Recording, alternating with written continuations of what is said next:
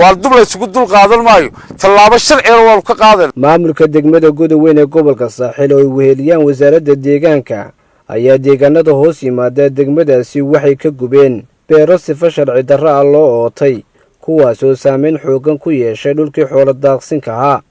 beerahani sharci darrada ah ee la baabiyay ayaa waxa lagu sii daayay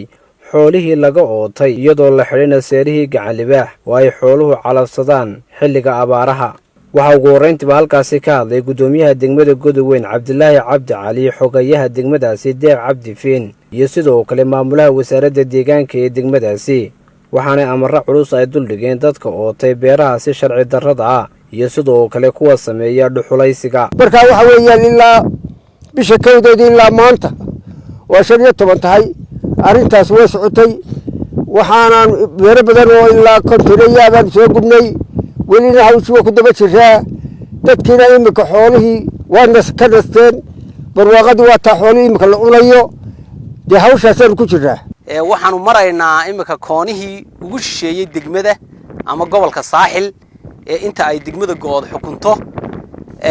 oo aanu ka biinayno beero daaqsimeedkii beerihii sharci darrada lagu xidhay maanta waa taasoo xoolihii way daaqayaan dadkana ka haysta laftiisa dhibaato haysato oo dee hadalkii oo ku batay dadkii oo yiri nugma soo bixi kartid isaga laftiisu wuxuu doonayaa in la yiraahdo iskaga tag dadka laftooda iyaguna way cadibnaayeen maanta way u furan tahay waxaanaanu ku tala jirnaa qorshayaga sida noo qorshaysan inaanu ka tirtirno beeraha beera daaqsimeedka ee sharci darrada lagu ootay intii ay degmadu xukunto oo dhan annagoo fulinayna amarka dawladda ee uu ugu horeeyo barasaabka gobolka iyo wasaaradda arrimaha gudaha kaashanayna wasiirka wasaaradda deegaanka iyo cimilada dhammaantayaba waxaanu ka midaysanahay sidii loo biin lahaa beeraha sharci darrada lagu ootay ee dhibaatada badan keenay baabiinta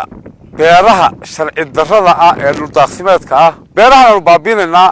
iyaga oo marka horeba beero sharciyeysan oo bilaash wax sharciyada aan lahayn ayay haddana waxa weeyaan beerahan aan baabiinayna ma aha beeri caadiga ah ama dhulkii ciidda ahaa ee wax laga beeran karay laakiin waa halka ay taaganay oo miiran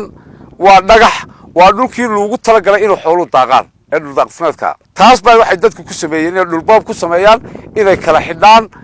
dhibaato fara badan inay ka dhacdo dilal baa ka dhacay ummadana ma anfacdo inay noqoto qof waliba halka samada kaga toosan inay noqoto markuu nin walba xidho dheegaas ku qabato nin walba halka kaga toosan buu noqonayaa waa inay ka kale u tagi maayo halkan imika waa beerta weyn waxa ka mid tahay buulaha dhagax ragan la yiraahdo waana meelaha ugu baaleeyo gobolka Saaxil ee degmada Godoweyn xagga wixii laga xigaa waa gobolka Daadmareed waanu sii xidhay isaguna laakiin anagu administration ahaan xogka dawlad ahaan waxaan ku joognaa xuduudii gobolka Saaxil gobolka Daadmareed xagga laga xigana imika beeru way sii xidhayeen buuraha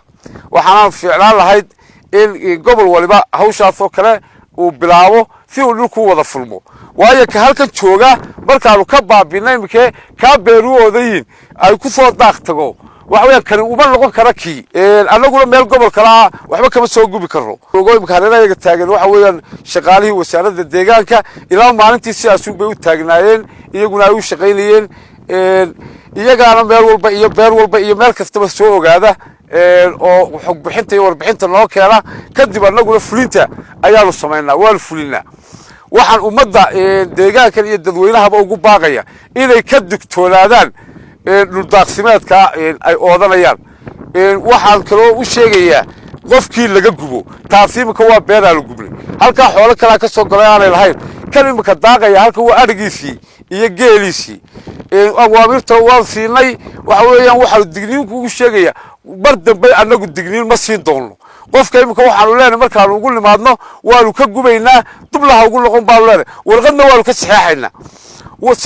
وصحيحي لوكا فراك قاضيو ويفلدبيه تاعي ورقدا وكو عديو سولكا صاري كو غين دونا محكمه شرعي ما جبتو دغني دنبه iyo bariido gubli dambe si toos ah maxkamadda loo geeyay talaabo sharci baa laga qaaday waayo xukuumadda Soomaaliland ma ogola in lafdhabarteedna iyo dhaqaalaheena waa neefka nool in lagu tacadiyo ama dhulka laga xidho ma aha sharciyan. cabdirasaaq qaasin telefishinka saab magaalada berbera. macmil ma ogtahay in dhammaan lacagaha dibadda lagaaga soo dirayo inaad ku heli kartid adeega idahab adigoo jooga gurigaaga iyo goobtaada shugo. haddaba macmil booqo xarumaha Somtel ama dahabshiil si aad u hesho simikaarka Somtel oo ay kula socoto 1.5 GB data iyo 50 daqiiqo ku hadala.